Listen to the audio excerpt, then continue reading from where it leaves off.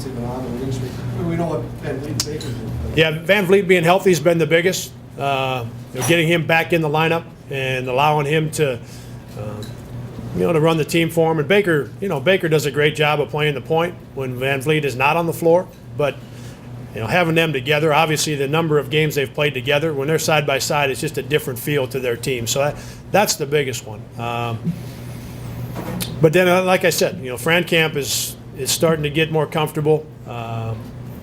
McDuffie is a true freshman. He can see him every 2-3 games, just getting better and better.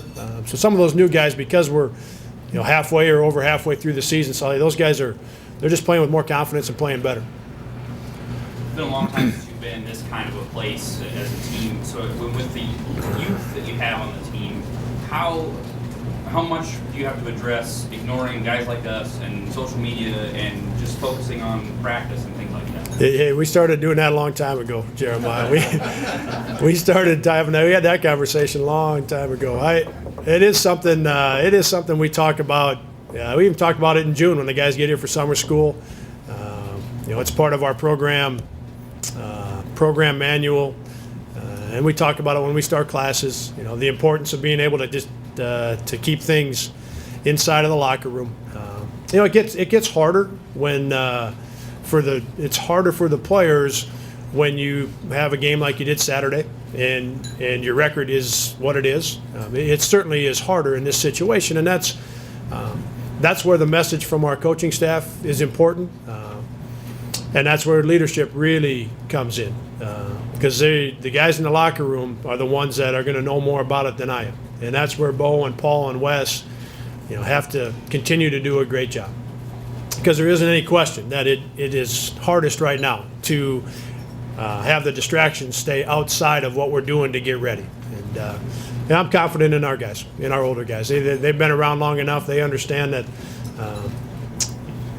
no matter how it's going, what we do inside the locker room and how we practice, it's got to be the most important thing. So I think we'll be okay there. Yep.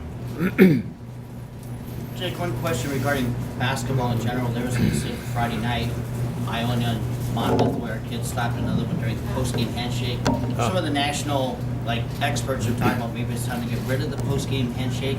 What's your take on that?